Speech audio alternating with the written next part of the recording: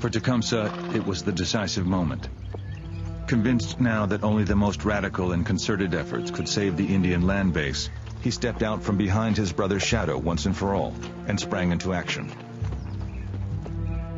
In the months and years to come, rallying warriors from half a continent to his cause, he would do everything he could to push back and redraw the still fluid boundaries of the new United States, and to create a permanent Indian homeland in the very heart of the country, bounded by the Ohio River to the south and east, by the Great Lakes to the north, and by the Mississippi River to the west, a united Indian States of America within the United States.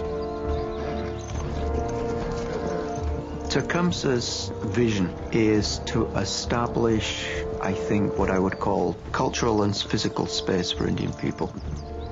He understands that for Indian culture to survive and for Indian independence to survive, there needs to be a land base, and that land base can only be preserved and protected by a united tribal resistance.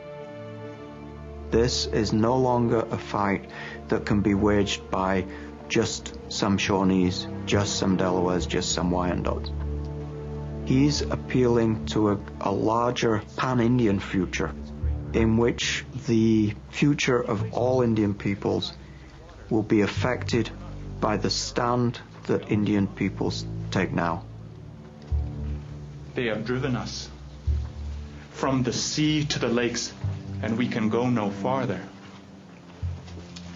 They have taken upon themselves to say, this tract of land belongs to the Miamis and this to the Delaware, and so on. Our father tells us that we have no business on the Wabash, that the land belongs to other tribes. But the Great Spirit intended it to be the common property of all the tribes. Nor can it be sold without the consent of all. In 1809, Tecumseh set out with an entourage of warriors and interpreters on the first of a series of epic tours. East to the Shawnees and Wyandottes in Ohio, west to the Sacs and Foxes and Ho-Chunks in Illinois, south to the Creeks and Choctaws in Alabama and Georgia, and north as far away as Canada to the home of the Senecas and the Iroquois and the British, determined to swell the ranks of the burgeoning Indian Confederacy any way he could, and to find supplies and reinforcements for the armed conflict he now knew was inevitable. He doesn't pluck this Confederacy out of nowhere. He just tries to revive the Confederacy he had known as a young man. He even uses the same terminology, the idea that the land is held in common by the Indians. No one tribe can cede it without the permission of the others, and therefore it's in all our interest to defend it. Now, this was a job that was much more difficult than the job of the American founding fathers, who at least had some tradition of common origin and a similar language and similar thought patterns and mindsets. On top of those problems, though, Tecumseh was facing the fact that these weren't states, they were fragmented villages. So you couldn't just convince a few chiefs and hope that was going to do the business for you. Those chiefs might have almost no or little authority within their own communities. But this lack of authority in Indian communities both played against him and for him, because even if the chiefs were in opposition, he could pull the warriors from underneath them by appealing to them. And this is really one of his strategies.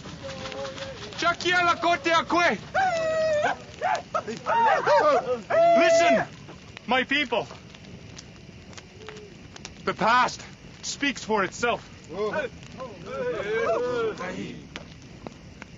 Where today are the Pequots? Where the Narragansett, the Powhatan, Okanoka, and many other once powerful tribes of our race? Look abroad over this once beautiful country, and what do you see? Nothing but the ravages of the pale-faced destroyers. And so it will be with you, Creek, Chickasaws, and Choctaws. The annihilation of our race is at hand.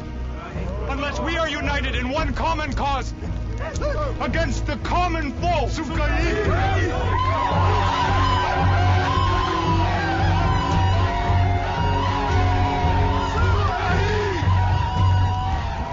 I mean, so many different groups come to this call for warriors.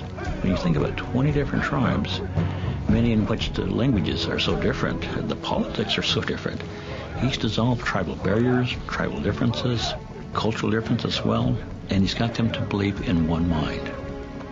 For one person to get so many people to come with the same mind, yes, indeed, it's propaganda. Yes, indeed, it's campaigning. Yes, indeed, it's diplomacy, being an ambassador, a military strategist. And so in my mind, he's succeeded with this idea.